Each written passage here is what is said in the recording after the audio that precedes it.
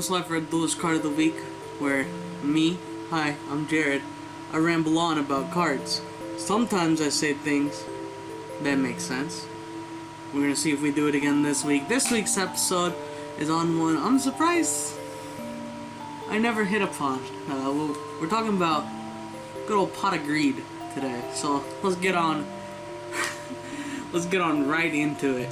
Pot of Greed is a normal spell card that lets you draw 2 cards. It's pretty good, right? So, I guess we'll talk about how powerful a generic +1 is to any deck, and why it is not necessarily a thing that should just, exist out there in the game.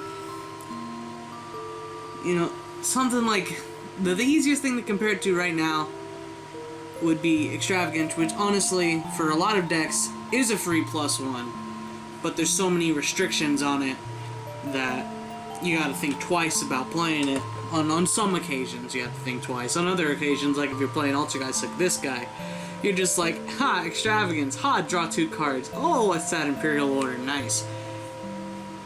So, the ability to just blind in and play a card that just gives you a free card, it's really fucking good.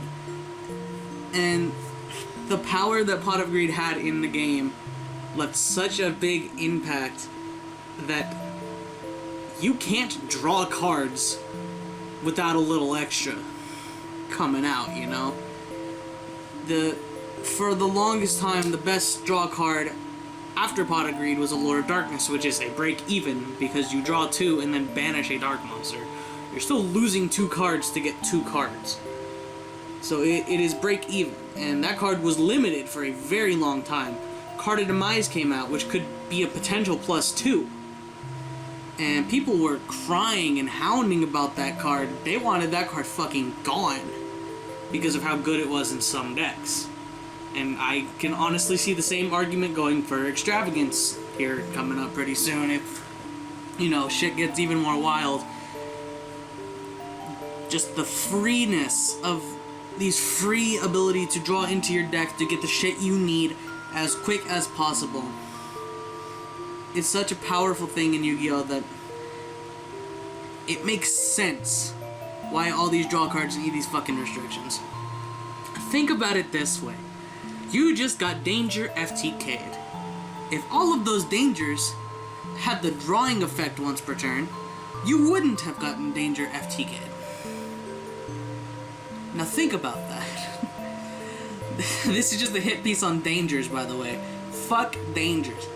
But no, seriously, if every Danger, if their once per turn effect wasn't the discard, but was the, their discarded effect, but was their drawing a card effect, the special summon, draw a card. If that was the once per turn effect, Dangers wouldn't be anywhere near as good. I don't even think they would be good in general. But the fact that you can spam them out and draw your whole fucking deck for no cost, pretty fucking much. It's I don't know, I think it's either a break even or a -1, potentially, but it lets you draw into the shit you need, which could be more draw cards, your essential combo pieces, combo makers. They don't eat up your normal summon, so you can just spam all those bitches out. Like I said, all of those effects are not once per turn, so if you have 3 Nessies, you can do 3 Nessies. No one cares. And that is feasibly the only way I could see Pot of Greed ever coming back, is if they slapped a huge once per turn on it and made it like Extravagance and had some kind of weird fucking shit, like at the start of your main phase 1. Draw 2 cards, you cannot draw cards for the rest of the turn by card effects or something like that, Which even still, I'm pretty sure, I'm not 100% on rulings anymore because I'm a washed up judge, but I think you can still do danger effects, you just can't draw the cards. Fuck Dangers. Get them out. I don't want them here. No more Dangers. But we're getting away from the fact that drawing cards is really fucking stupid in Yu-Gi-Oh! You can do so much to your opponent by thinning out your deck. Goki is a very good example of this. They didn't draw a lot of cards, but they searched everything they needed. That deck's floating ability was crazy. Now imagine that deck with more consistency in a card like Pot of Greed. Just a free 2 cards. Free. No cost, just play this card. And here you go. Goki would have been an even bigger problem than it was. Imagine Spiral with Pot of Greed. And Spiral did a lot of dumb shit, too. I love that deck. I'm not gonna deny it was fucking stupid. Imagine a deck like Sky Striker with a Pot of Greed. Draw 2, Spell Engrave. What's the holdup? What's so bad about that? You know, the freedom that they had when they first started making this game and making these crazy ass effects that back then weren't crazy. Drawing cards was just cool. Whatever. It's like the 2 major draw cards up until, you know, the 3rd set of YuGiOh were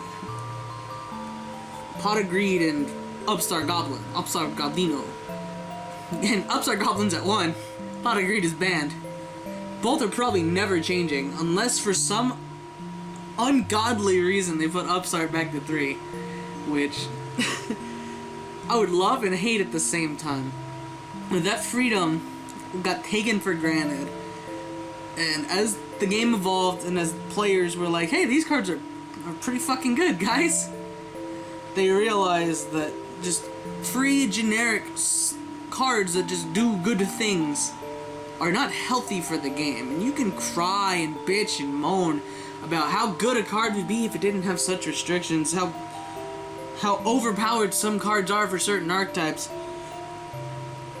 People think Engage, they still think Engage is a busted card. It's really fucking good. Yes, it's not busted. You search for something, then you draw a card. If you have 3 or more spells engraved. The Goki searches for everything with every single card. You're just like, cool, I got Headbat. Alright, now I need Octostretch. Cool, now I need Suprex. Now I need Bear Hug. Now I need you see? You get all of that.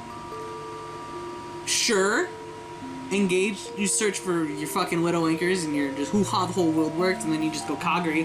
Kagri should have been limited from the start. They didn't need to limit Hornet Drones. That card's bad. Shizuku's still at 3. You can still search everything, just a little bit slower.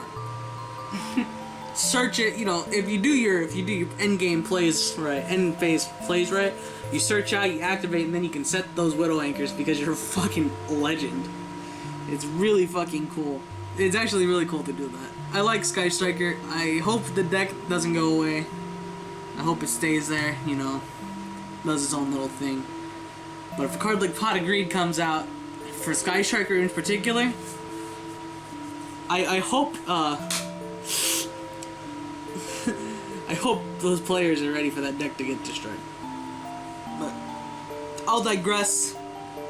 I'm already getting off topic. The main focus here is Pot of Greed. The generic drawing effects are honestly really bad for this game. I understand decks need to have consistency. They need to have shit that they can do. They need to be able to play the game. But something as simple as just drawing 2 cards for no cost can be both very good and very bad for the game. Especially when this card was at fucking 3 during the first couple formats, you know, until they were like, yo, chatomate, goodbye. I think it was 1 format until the official limited list came out and they put Pot of Greed to 1. But even still, Pot of Greed was a sack card. Just draw 2 free cards. And you still had Graceful back then too. Graceful was draw 3 fucking cards. You broke even with Graceful, yes, because you drew 3 and then you discarded 2 and then Graceful went away, so you broke dead even. But you still grabbed 3 fucking cards from your deck. And you filled up Grave, which even back in the day was important, but I think Graceful still has a chance to come back. To 1, Uno, Irade, make it once per turn, make it once per duel. Who cares? if that card came back, it would be played in every single deck, because there's no reason not to. Soundman great, dump Spinny, dump Gazelle. Ooh! Dump Spinny, dump Rage, dump, all that shit. Now, I will say, more archetypes need better drawing support. That middle area of, like, mid-GX to late 5Ds, when all the draw cards that came out were... all the drawing and searching cards that came out were mostly lackluster, you know. Blackwings, that deck won fucking Worlds. Their draw card is shit. You banish a Blackwing and then you can't special summon for the rest of the turn. If I remember correctly, that's what the card does. I have a computer right here. Let's find out cards for Black Feathers. Let's see if I'm right. You banish a Blackwing from your hand, draw 2, and you cannot special summon during the turn you activate it, and you can only activate one of them per turn. That card has a fuck ton of restrictions. And Blackwings still did all their shit around it, because they had, you know, Black Whirlwind, and it doesn't matter. Another one that just popped up right now was Cards from the Sky, which could also be a very, very, very good card. It's the same kind of thing. You remove from play a light fairy monster from your hand and draw 2 cards, but you cannot special summon or conduct your battle phase the turn you activate that card. Granted, this one doesn't have a once per turn clause, so you can draw a fuck ton of cards off of Cards from the Sky. It's an allure, you break dead even with it. True, but you cannot special summon or conduct your battle phase. You could argue that it is a playable card. It is indeed very playable. Not necessarily in counter fairies, because Ties of the Brethren is still a very, very good card in counter fairies. But you could definitely do it if you really wanted to. Nordics got fucked. They made their fucking search card a trap. Gleipnir is a fucking trap. That card is... what's that one? Fishing Kicks? Or Fishing Swaps, that's right. Fishing Swaps. This was where... it's not necessarily a draw card, but Fishing Swaps is a very good card as well. But that came out in Gen Force. You know, discard to target 2 banish fish, add them back. God, now I just want... God. Can I do a Banifish retrospective video at some point? I might. That was peak YuGiOh for me. Banifish was like one of the best, not in terms of viability, but one of the best. Hey, this shit just works. So they put it all together and they wrapped it up with a nice wave of support for Banifish. You know, maybe eventually we'll start doing retrospectives on shit like that. Here, this is the card that actually matters for fish and shit. Moray of Greed was one of those cards that escaped the wrath of Pot of Greed's fucking wake. Shuffle 2 waters from your hand to your deck, then draw 3 cards. It's a very, very, very, very good card. But you still have to have 2 fucking water monsters in your hand to shuffle back. Granted, that is a very easy thing to do. And this card's at 3, which is kind of fucking insane to me that this card is still at 3 after all of those fucking Moonland Glacier hand loop fucking bullshit formats we went through. After we went through Goose Kraken Turbo, you know, rip your opponent's hand to shreds. Moray of Greed is still at 3. Maybe that's a video for another time. Anyways, I'm getting off topic. What's the future for Pot of Greed? It's never coming back. Other draw cards, maybe. Maybe Upstart could go to 3. I don't think so. I think every draw card should be limited. I think they should introduce skills in the mainline YuGiOh that let you draw a card or something. I think a card that does extra drawing effects pretty well is Grand Spellbook Tower. You put 1 back from your grave, you have to control a spellcaster, and you draw 1 during standby phase. You are guaranteed to get it every turn, but it's not so overwhelming that it could put you at a huge fucking advantage. you basically just draw 2 for turn. But you have to put back one of your resources to do it. And you have to have a spellcaster. So if more draw cards were designed like Grand Spellbook Tower, as opposed to ones designed like cards for Black Feathers, then I could see the game going in a very good direction in terms of, you know, flocking and drawing and searching support. Anyways, yeah, Pot of Greed's gone. Fuck it. Goodbye. Forever. You will never return. If you do, I will cry, and, you know, we'll see where the universe takes us.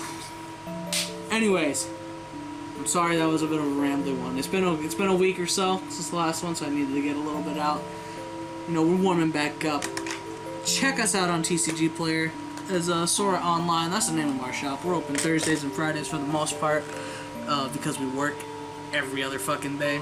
We work Thursdays and Fridays too, but I can send shit out on Saturdays. Like, subscribe. Slifer at Duelists forever. We shall be seeing you.